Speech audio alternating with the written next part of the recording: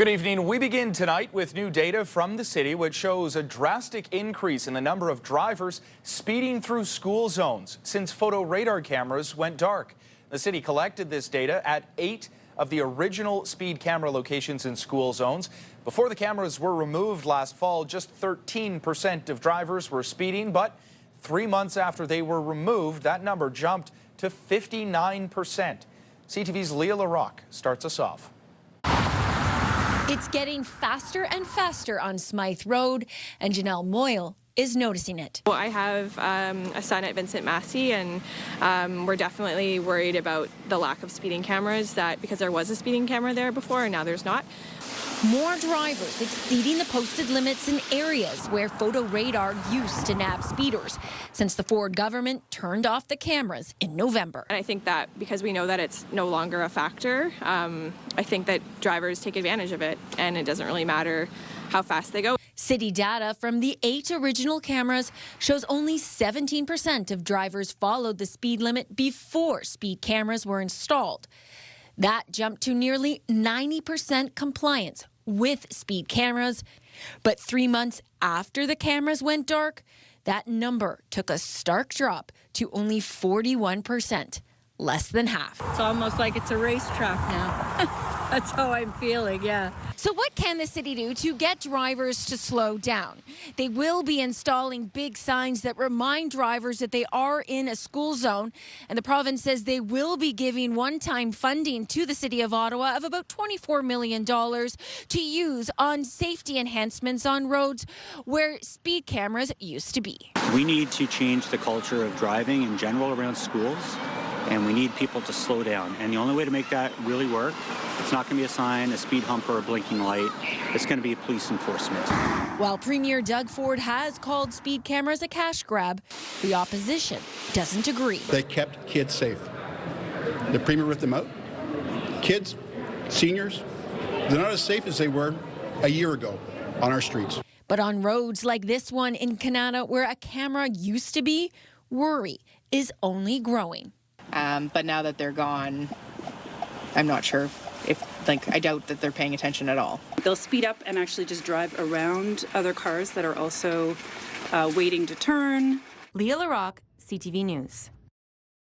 The Sens capped off their regular season in style tonight. By Zetterlund.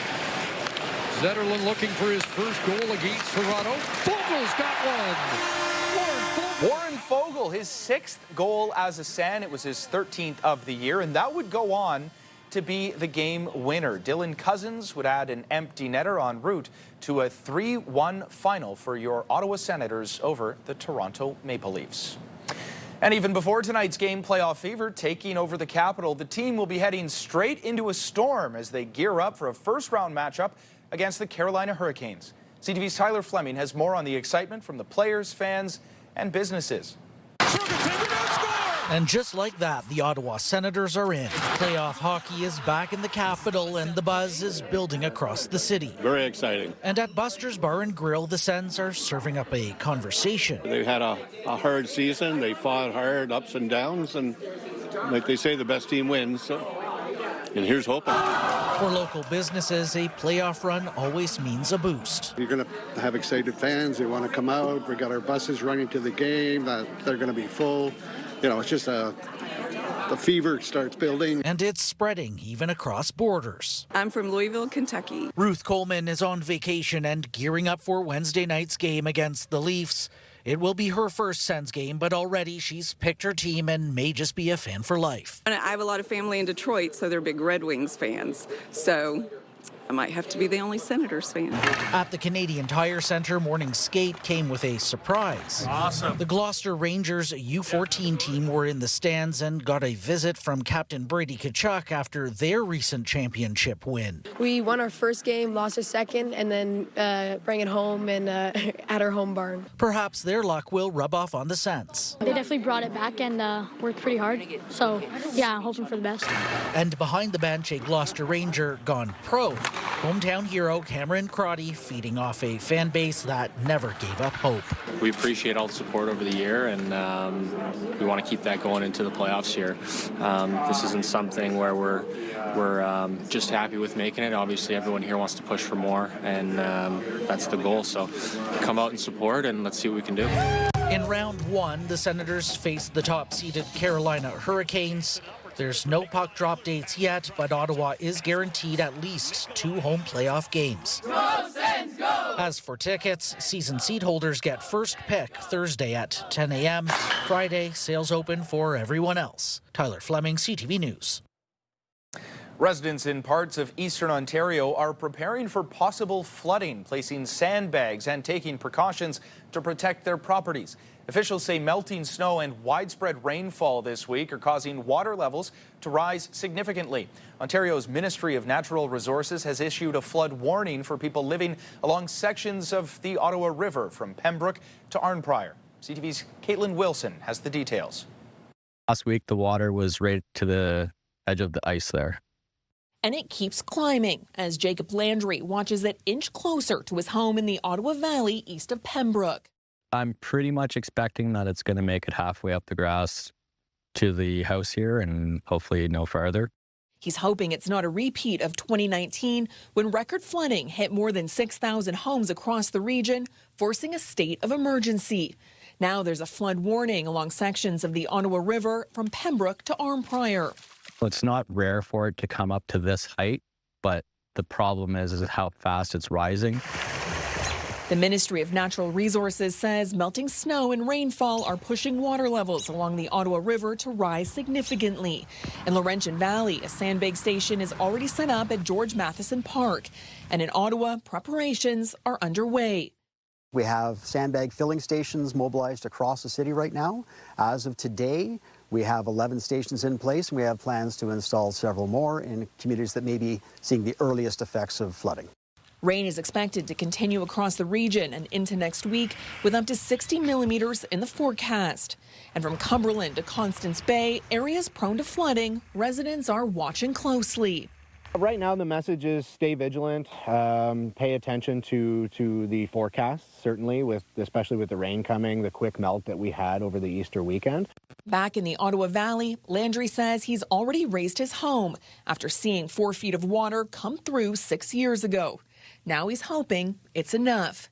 It's a never-ending battle. It's the mighty Ottawa River, right? So you can't really stop it too much. Caitlin Wilson, CTV News. Yeah, lots of rain. We've been living in a soggy city, and I'm really hoping that will turn around. I'm sure I'm not the only one. First check on the weather forecast. Jackie.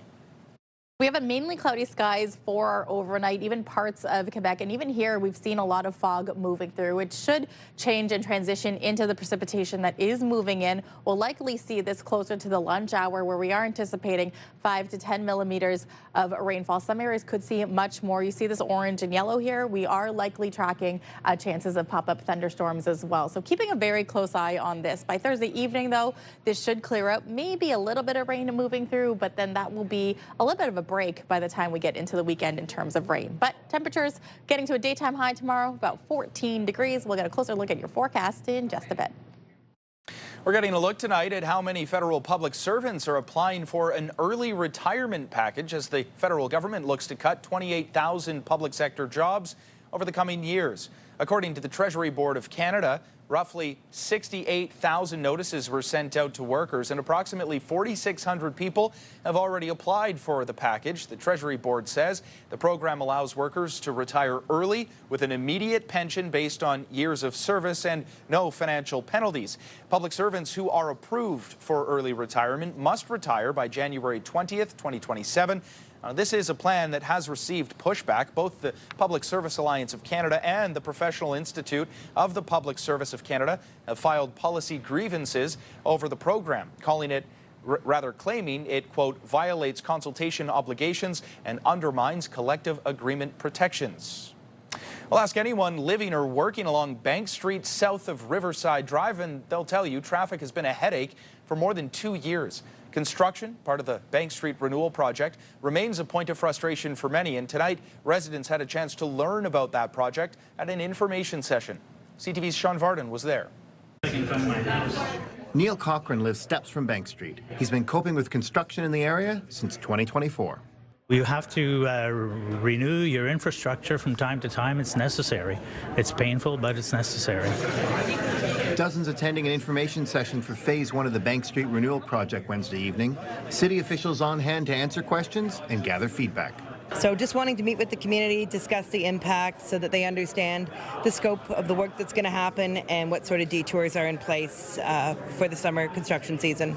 This has been going on for a few years, and it's been a big inconvenience for residents, and businesses are suffering along Bank Street. So it's good to hear what progress has been made. Phase 1 of the project, Riverside Drive to Collins Avenue, is slated to be completed sometime in 2027.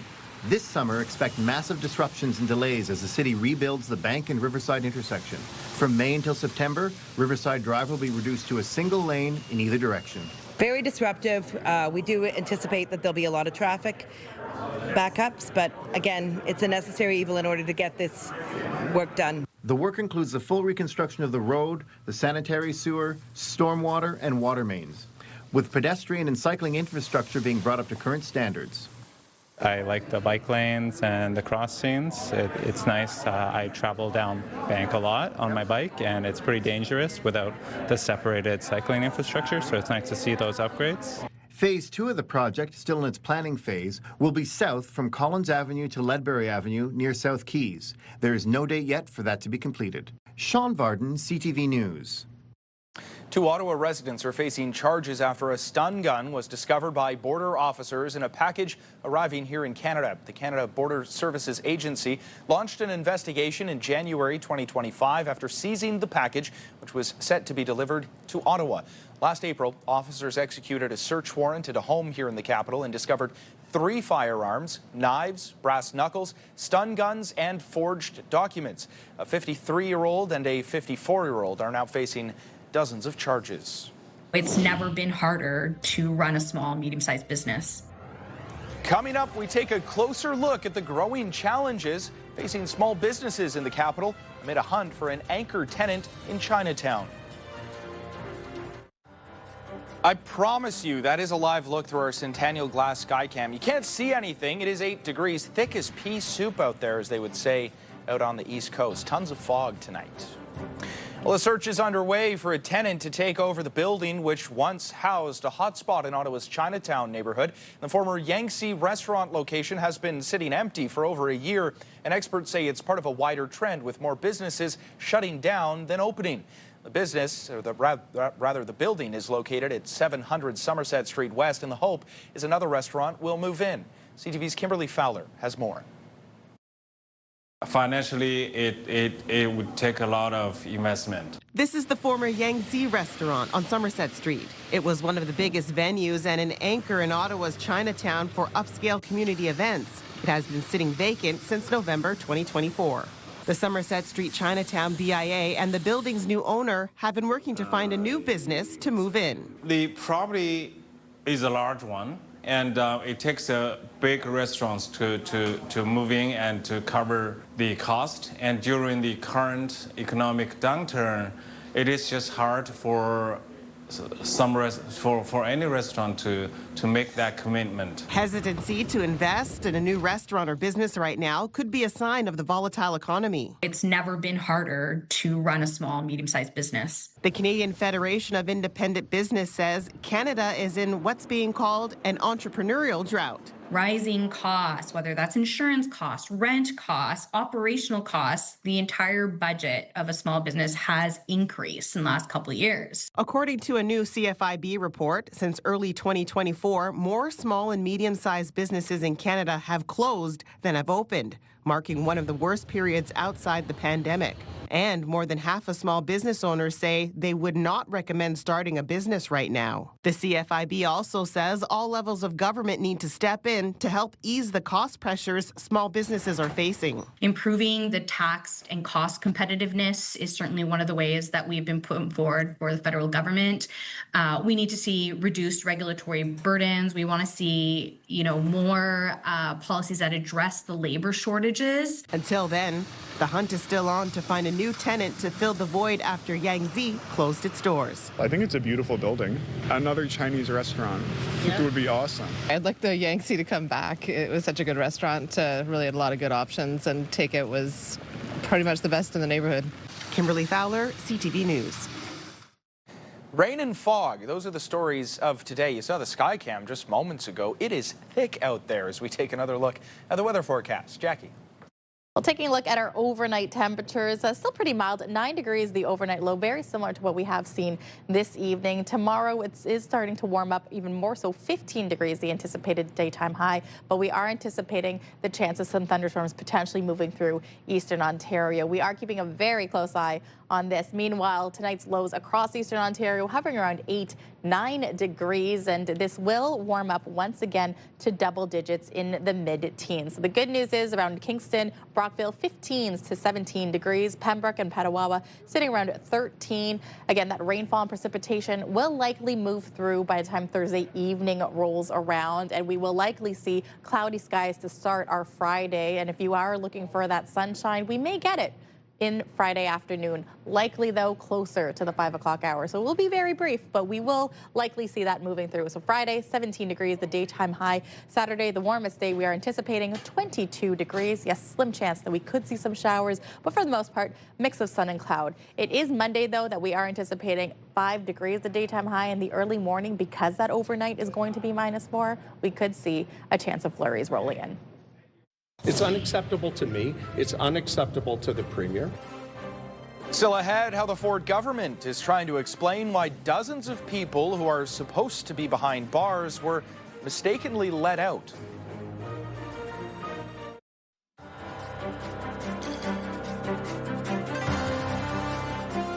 One day after announcing a plan to increase jail capacity here in Ontario, the Ford government is now trying to explain why dozens of people who are supposed to be behind bars were mistakenly let out.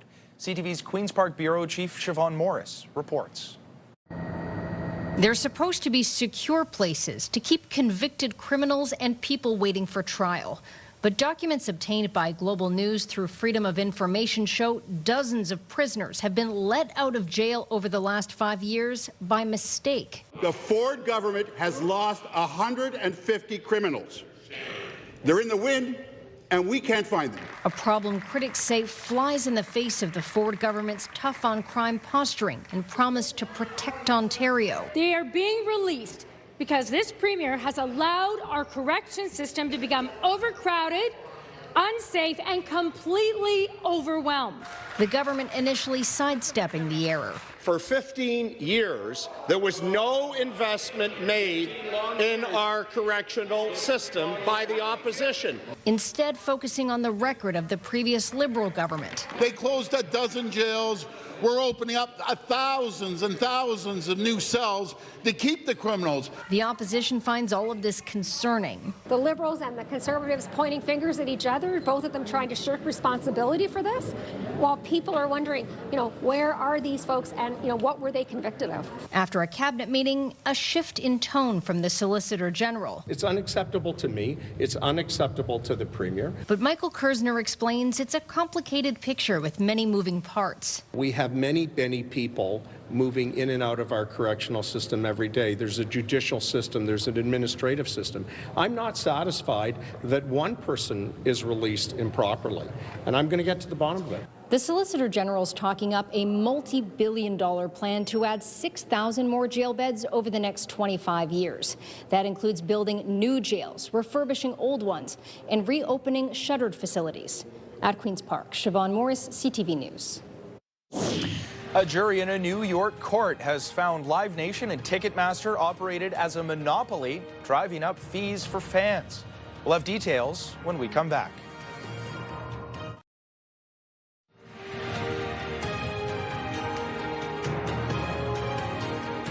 A jury in a New York court has found Live Nation and Ticketmaster operated as a monopoly, driving up fees for fans. The verdict was reached following a trial looking into complaints that the company and its subsidiary stifled competition and drove up ticket prices.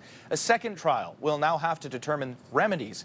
Live Nation has already reached a secret settlement with the U.S. Justice Department, which includes allowing competitors to offer tickets to events and capping fees at 15%. That settlement has yet to be approved by a judge. Turning now to some concerning new stats about how many high school students are actually attending class. Ontario's Ministry of Education says just 40% of high school students in the province went to school at least 90% of the time in the last school year. That's a drop of nearly 20% from before the pandemic. Earlier this week, the province announced measures to try and boost high school attendance, saying it will account for 10 to 15% of final marks, depending on the grade level. Meantime, the province is easing rules on drinking alcohol in provincial parks.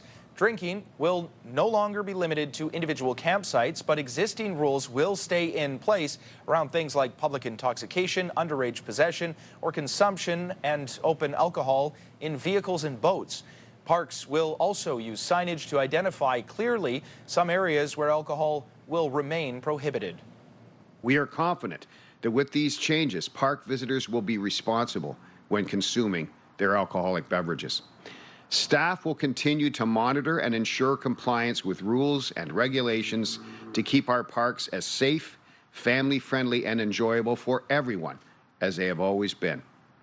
The province says and hopes that this will boost the tourism industry here in Ontario.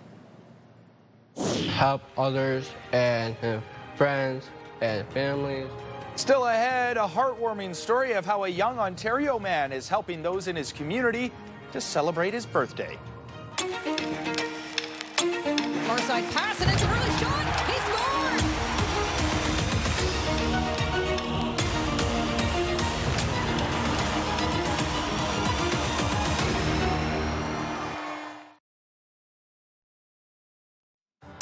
No, that is not the bottom of the Atlantic Ocean. That's a look through our Centennial Glass Skycam, a live look. Very foggy out there. It's 8 degrees as we take our last check on the weather forecast. Jackie.